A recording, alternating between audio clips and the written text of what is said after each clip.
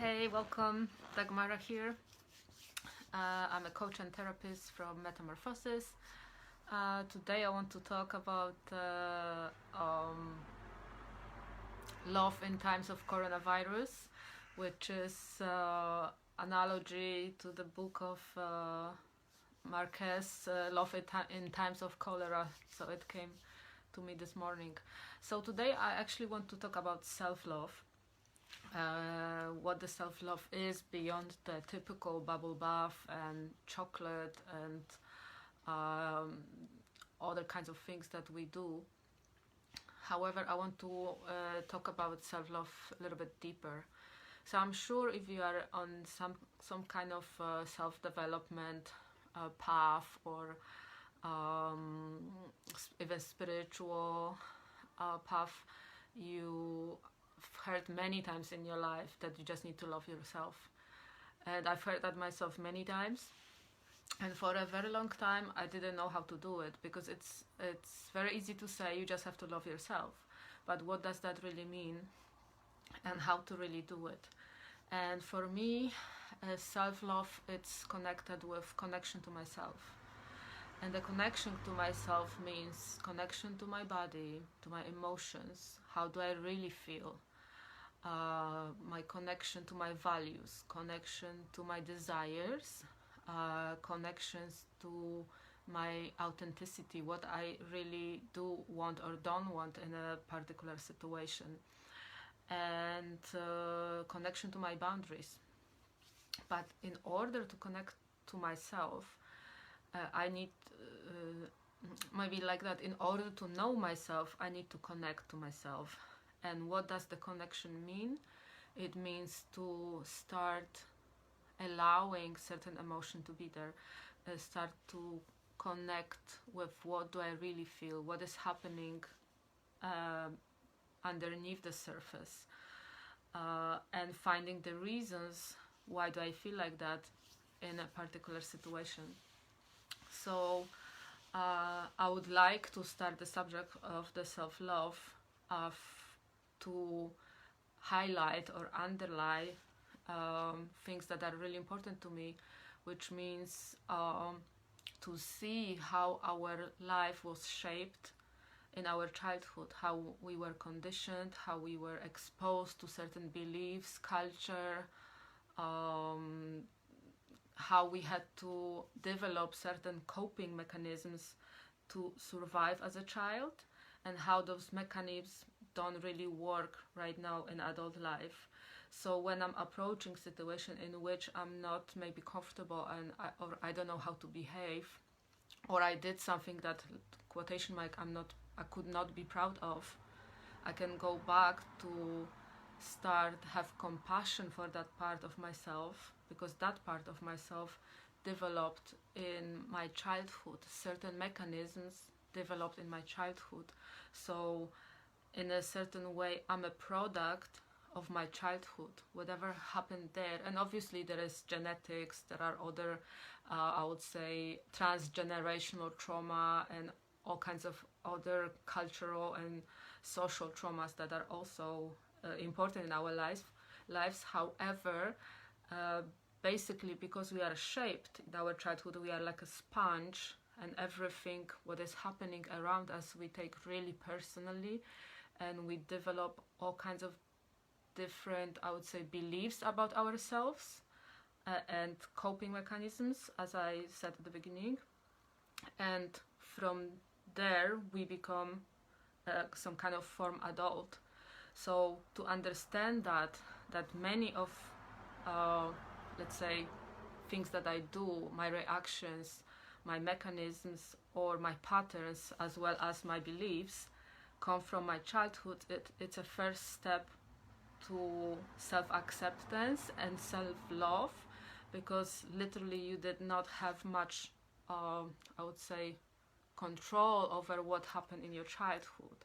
So the first thing in self-love is self-acceptance, is that compassion for the fact that we are the way we are, and we behave the way we behave because we have certain mechanisms, and those mechanisms, they usually are in place because we either need protection or we need something from certain situation that the coping mechanism is helping to cope. And obviously those coping mechanisms, they were perfect for us in our childhood. They help us to survive and be safe. However, in adulthood, they don't work anymore, and it's a first step to just look at them with curiosity and with compassion to see where they're coming from. So this is the first step, to understand that many things that are happening in our life, the things that we want and often the things that we don't want, they might have roots in our childhood. Therefore, we can extend and expand that compassion to ourselves, to understand there are parts of ourselves that need maybe compassion from us. The second thing is to understand your emotions, understand the fact that we do have different emotions, and again, in childhood, during the conditioning, and because our society is one way, not the other, we are often conditioned basically to suppress many emotions.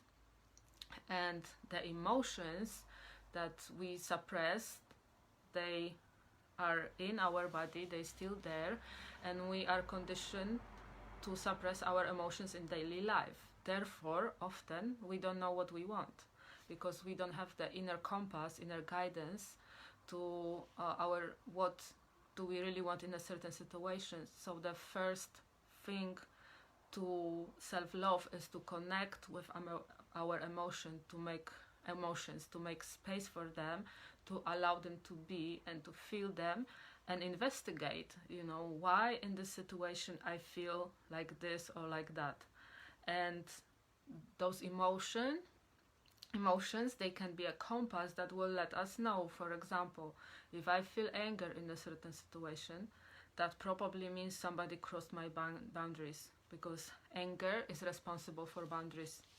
So it again gives us indication that probably something is not going on according to what we really want from the situation, and we can then investigate what that is, what happened, how do I want to manage this situation differently. But the very first step is to recognize that I do feel anger, and allow yourself to feel this anger. Make space for it. Don't judge yourself, oh, I shouldn't feel angry. Just make that space so you can experience what is happening and investigate why this anger is there. So through connections to our emotions, we can connect to our boundaries. As I was saying at the beginning, we can find out what do I really want in a given situation, or how do I have to take care of myself in a given situation.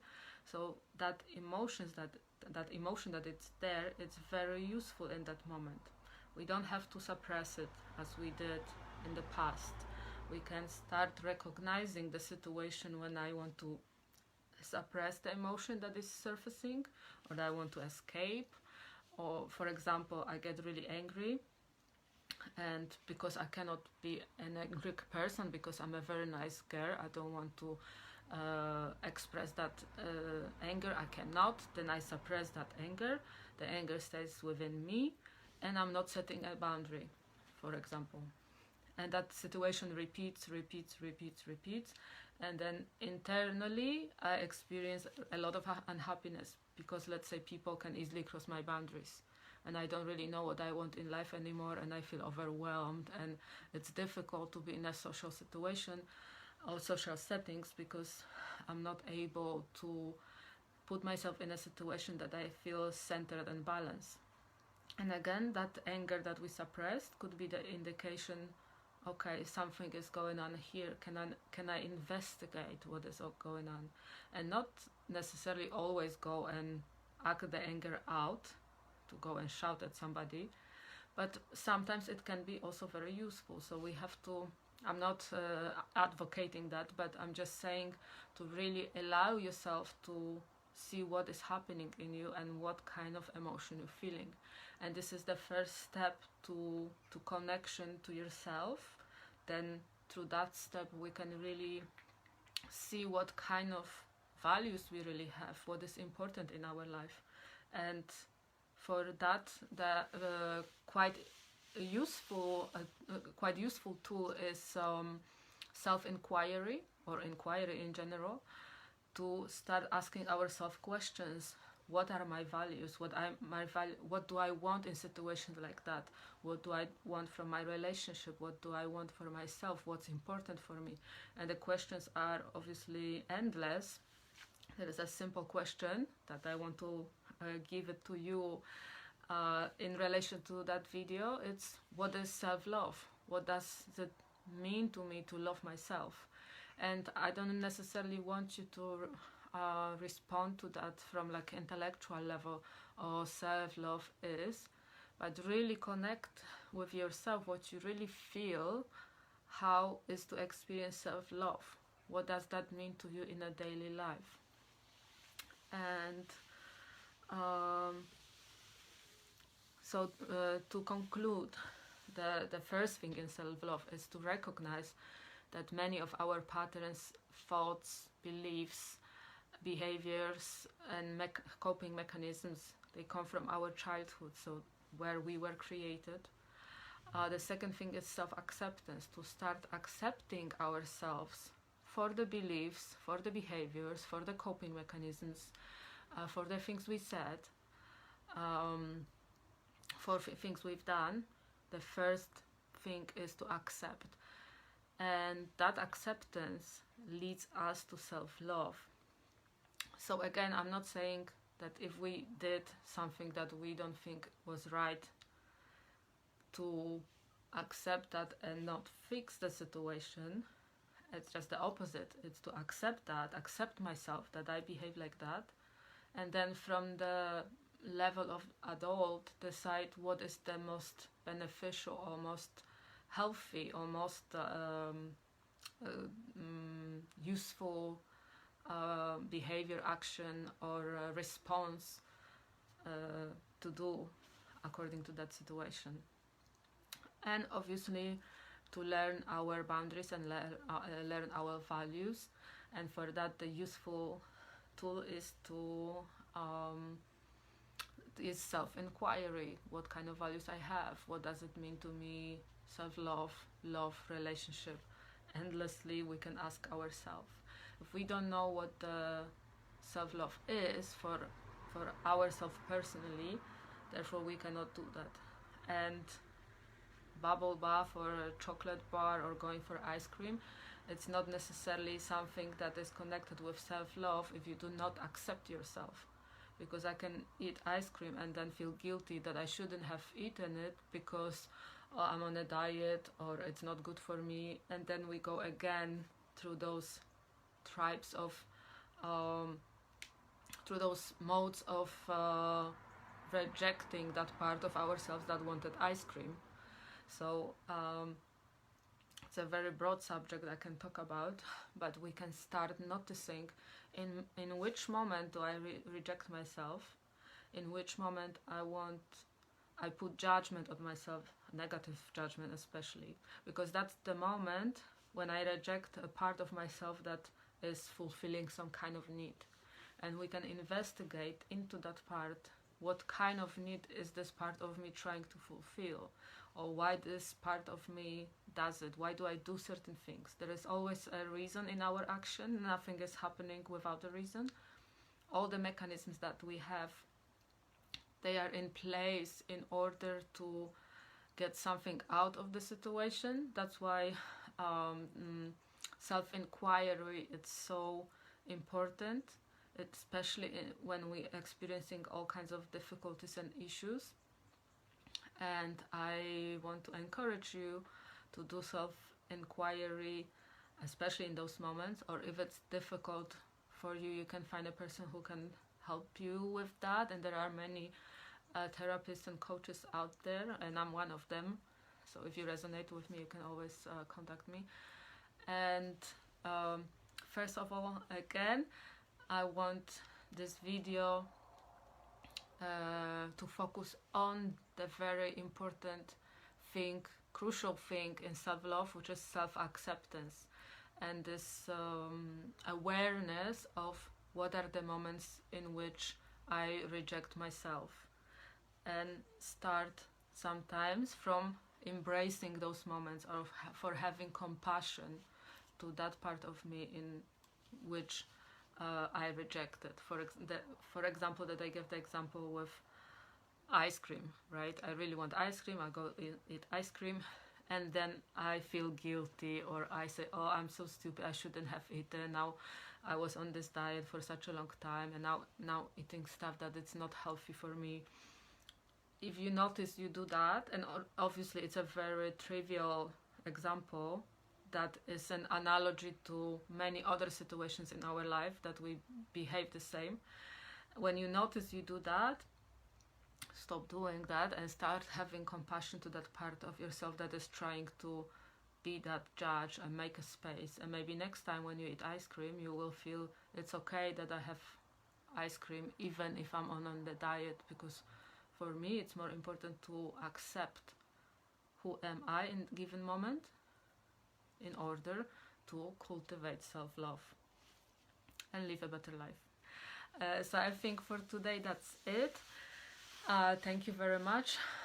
If you have any questions, I'm happy to answer, and hopefully talk to you shortly. Thank you very much.